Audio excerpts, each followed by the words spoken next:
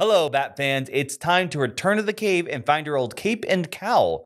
As in this review, we're taking a look at Cryptozoic's Batman: The Dark Knight Returns. Based on the famous Frank Miller comic miniseries, in this game, you will take on the role as Batman and you will play through a campaign following the same storyline. You will fight across Gotham, trying its best to keep the citizens safe, not only from the mutants, but from the press, cops, and other evildoers that may visit the city as well. Of course, following this storyline, you'll go through 4 chapters through a campaign, with some elements carrying over until you reach the ultimate climax of the story. All games will take place on this board here of a map of Gotham, in which you will move figures around, usually Batman, around the map to do different actions. A quick note before we continue, you'll notice these little symbols along the side of the board. That's where a bunch of these cards would actually go. However, in order to make sure everything fits on the camera, I put them over to the side here instead. The game can be broken up into rounds, with each round having specific actions at the very beginning and end of a round. Do keep in mind, if your scenario does have anything unique for that specific storyline, they'll be on these cards unique to that chapter. Now, at the start of a round, the first thing you do is take 12 action cards and bring them down here. 3 at a time, you're going to flip them over and decide which ones to keep. Of those 3, 2 you will keep and 1 you will put away. If it is a fight card, you will put it into the fight deck, and if it is a detective card, you will keep it in your hand to use on your turn. The last card goes into an event deck, which I'll explain afterwards. You will repeat this process until 4 cards have been added to the event deck. Then you'll shuffle the fight and the event deck, keeping all detective cards once again in your hand. After not only have you built the event deck, but also gained new cards for your own disposal, you're then going to write adversary numbers here. You may notice this number here that looks a little handwritten. That's because this board is dry erase, and depending on the scenario, you'll have a different number here. This tells you how many enemies need to spawn that round. So in this case, it's 7. So we could put 3, 2, 1, and 1. This way, we know each round how many enemies are spawning, and also, in randomly assorted, what districts they're going to go into. Depending on the events you saw, or maybe what you've had in hand, you may want certain enemies to appear, or maybe certain ones not to appear. Once you've done the beginning of round phase, you're then going to do 4 actual turns within the round before you get the end of round phase actions. Let's actually explain what happens in a turn. First, you're actually going to flip over the top card of the event deck. You'll read only what's in the event part. This may do things such as one-time spawning enemies. It could do things specific for the event, such as moving clue tokens or interacting with the boss. Or it could be a static effect for that turn, such as you are taking a penalty to fighting or moving. Then you are actually going to get to act. You, of course, will be playing as Batman, and you will get to move up to 3 spaces, usually ending on a location like so. If there is an enemy token, such as mutants, cops, or press, you must land on that token. Now, before you actually activate or fight, your ally gets to go first. Right now, there's only one ally, but if you have multiple, you have to choose one of them. Right now, we have Commissioner Gordon, and they have their own unique abilities, which will usually help you remove some of these tokens on the board. Once your ally is finished, you will now have the option to fight or sneak. If you are on a cop or mutant, you can do either. If you're on press, you may only sneak. Sneaking is moving to an empty space in that location. Combat will have you taking on your opponents, and depending on how many are around you, roll a certain number of dice. But before that begins, this fight deck, you do get to draw the top card of it. It gives you abilities, usually good for fighting. To determine your enemy's dice, you are going to look at the number of enemies in that location plus attached locations. So in this case, I am on a mutant space, so that's 1 plus the 1 attached. If there was another mutant over here, for example, which is attached through a black line, that means they would roll 3 dice instead. The cops work exactly the same way. They have different dice, and depending on the chapter, you'll see what the symbols mean. Now, you will start with these basic battering dice. These have different blank symbols or different keywords, but they are similar and share keywords with your enemy dice, and we'll go over the most common ones. POW is how you hurt your enemy. If you can get a hit through, you will remove one of their dice. If an enemy gets a hit through to you, they will force you to go down on one of your stats, usually of your choice. Blocks are the exact opposite. For every block you roll, you return a POW into a blank. The same is said, of course, for the enemy blocks. Once you have chosen 3 dice, you will roll all the dice and see the outcomes, repeating as I said so. So let's say this was the results. We'd block each other's hits, so nothing would happen. But let's say we were able to remove 2 enemy dice through results. Then, because this is an older Batman, you're going to have to give up some dice depending on the scenario. You will put these on a cooldown, and you will get those back at the end of the fight. After this is done, you have the option to either stop the fight or keep going until hopefully you're able to defeat your enemies. If you keep going, refill from your utility belt until you have 3 dice if possible. The enemy keeps whatever they still have. You will keep going until hopefully you've defeated the enemy. When the fight stops, be it of your choice or you've actually removed all the enemy dice, remove a number of enemy tokens equal to the number of dice removed. So in this case, if we completely defeated them, we will remove all 3 tokens. That's pretty good. Finally, if you're not on an enemy token anymore, you'll actually have the choice to perform an action on the space you're on. Now, there are a lot of weird symbols here, but really they can all boil down to one of 3 things. A, removing a enemy token somewhere on the map of a certain kind. B, increasing in one of your stats. Or C, reducing the doomsday clock, giving you more time there. Once that is done, you will then go on to the phase of actually spawning those enemies that you wrote out before. Remember, they have to go in the specific district for that time. You will move this down and repeat the process until you reach all the way to the round end. First thing that's going to happen on the round end is you're going to place riots. You see in spaces here where every slot is filled by an enemy type, regardless of if they're the same or different, you're going to remove them and you're going to add a riot. These are bigger and badder and harder to remove. If too many riots spawn, the game ends. Now, this may seem scary, but the next part is really fun because now you get to draw on the board. You'll get to choose 2 locations and draw a connecting path. This is really good as these paths will stay between stories. So by the end of chapter 4, if this path doesn't get destroyed, yes, things can get destroyed, you'll be able to now move from here to here. That will allow you to make some really good shortcuts. But be aware, when enemies are looking for adjacency or are able to move, they can use those drawn paths too. Finally, you will increase the doomsday clock by 1 as the clock is ticking. This will repeat until you finish the scenario. A few other things before I go into general discussion. When you find the boss, you will write their boss health there to keep track of it. There are also vehicles that you can get whenever you visit the Wayne Manor. You don't need to pay a cost, you just need to go there, choose one of the available vehicles. According to the card, you will usually involve spawning them on a location, making it impossible for riots to spawn.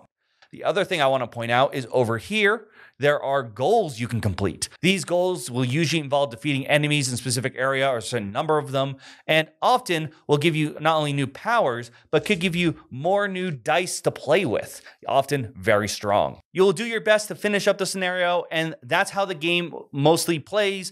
Like I said, there will be unique rules for bosses, for scenarios, all of it really trying to stick close to that original comic storyline. And I really do feel that's what the heart of this game is trying to go for. This one, I have used the word campaign in like scenarios a lot. And it's true, it has a lot of those things are carried over. You will keep drawn lines. You will keep the enemies there. They tell you how to save a game, which truthfully, the best way to do it is to take a photo. That's also good, not only for saving, but if you lose, you can just reset the board to its previous state. But this isn't some like 50 different missions, a huge campaign that will last you so many hours. There are only the 4 scenarios. And to me, I think because what came first was the story. They wanted to make sure you followed as close as the story as possible. This is not you playing Batman in any of the Arkham video games and you being able to take a side quest to find Riddlers. There are the goals, which are sort of side questy, but really your ultimate goal, it's hard not to be constantly thinking of that boss.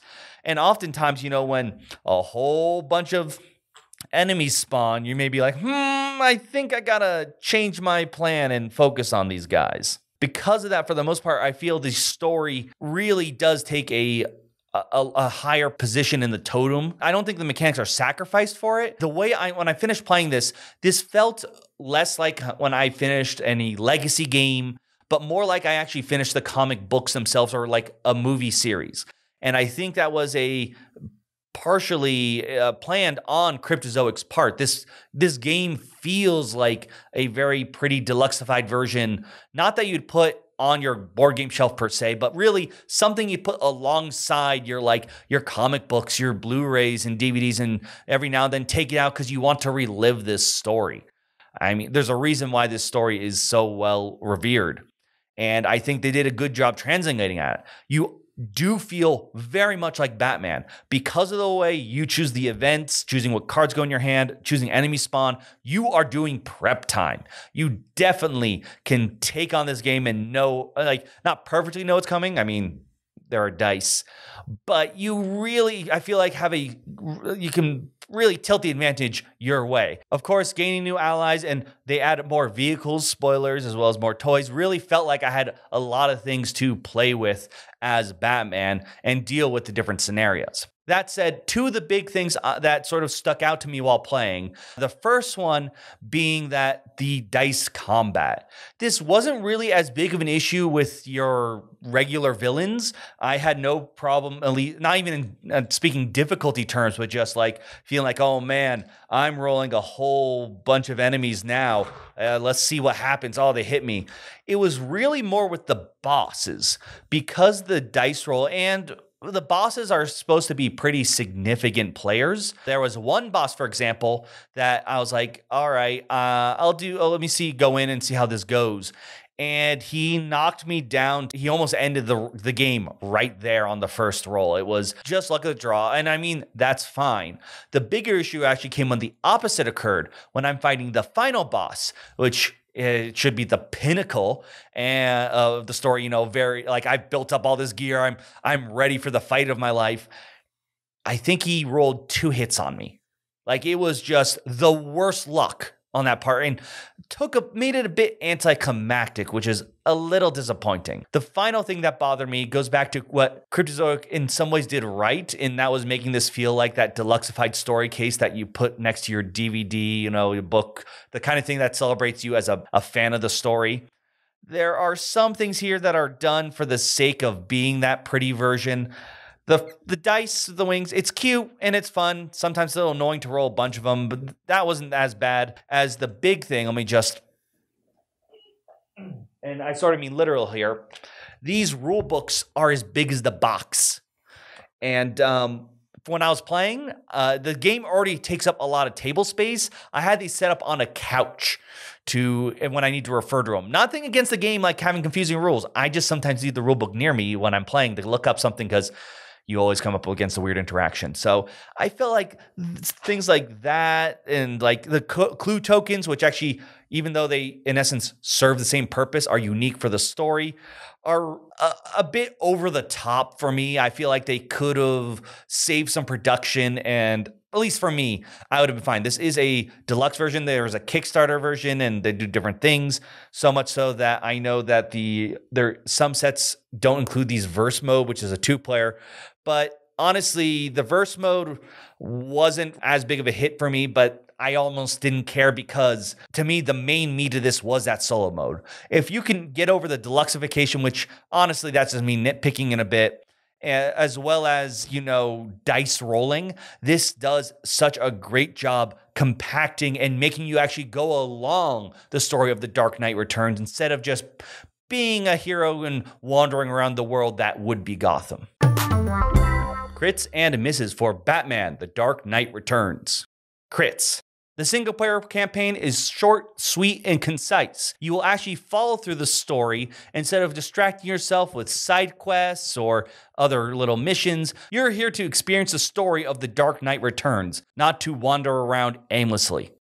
The dry erase board was extremely fun. It was great not only to make new routes and shortcuts, but to also maybe increase spaces while at the same time watching out for maybe adding negative results that would be permanent throughout the campaign. In particular, I really want to point out how they captured that feeling of prepping that Batman is known for being overpowered in, and the reason why he can even compete against the likes of Superman. Having cards that you could decide either to keep in your hand for strong powers or to put in that event deck means you will decide how the game will progress. And having access to Batman's war chest of vehicles and weapons in the form of new dice is also a big plus. Misses. Dice combat is always something you want to be careful about. I know there are plenty of people who don't like the randomness. In particular, I'm mentioning it here as a miss because of how this sticks so closely to the comic storyline. Some of the bosses in particular feel like they could be either much more difficult or more anticlimactic than what you'd expect for the story to be going for. Some components seem a little bit much. There are some pieces that could have maybe been changed a little bit so they could be reused between scenarios, but the biggest vendor are the rulebooks. They did not need to be that big just because you can do so. The word campaign, I feel, has been a big bloat in the board game world, whether it be a game that can last you hundreds of hours or the legacy games. And if you enjoy those, I'm not trying to make you feel bad about that. It's just very hard to maybe get the same people to the table or to find the time to actually finish it. This answers both. One is very simple, make it a solo game. But the other one being, we're going to tell a concise story, a very famous one, so it was a little bit easier. They did not have to make up one on their own, and tell it in a reasonable chunk of time.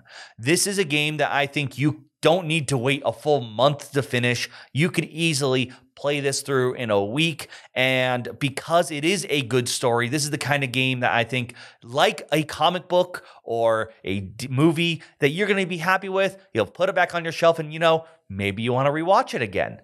Or tell another friend to be like, oh, you don't know The Dark Knight Returns? This is a great way to experience it.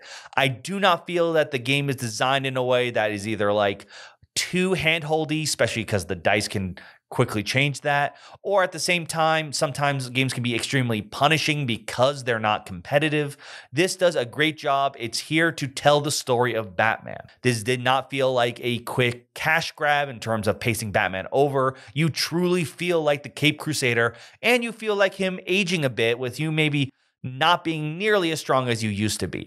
I think this system is a home run, and maybe this can only work for Batman just because they designed it around him, but I wouldn't mind seeing other properties or heroes using a similar system. Like I said, that dry erase board is a lot of fun. It was fun to just mess around the board. Some of the things like I drew one event card that made me write on a path that made it so whenever I actually use that specific path, I'd take damage.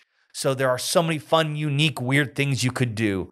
And maybe the next thing would actually be to make their own story because you'd have more room. That said, I think the biggest challenge of it comparing to like a comic or a movie, one of the reasons this works is because it's the Dark Knight story. If this was a mediocre story, it might be a little bit harder to justify such a big box on your shelf. Now, you can let me know if you had the chance to do this, which version you have, whether you got the minis, there are standees, but I just showed off the minis because I think they're pretty cool looking, and the standees for the most part aren't bad either. They actually have different Batmen specifically for the scenarios. So you can be like, I'm now the Batman when he takes on the Mutant King or the Joker. Let me know in those comments down below and what your thoughts on this. Do you think this was a good game? Do you like the shorter campaign? And is this something you'd like to see a system for? Sort of telling stories from either superheroes or maybe other television shows or comics in a much more condensed storyline, less open world, more specific plots. You can let me know in those comments down below.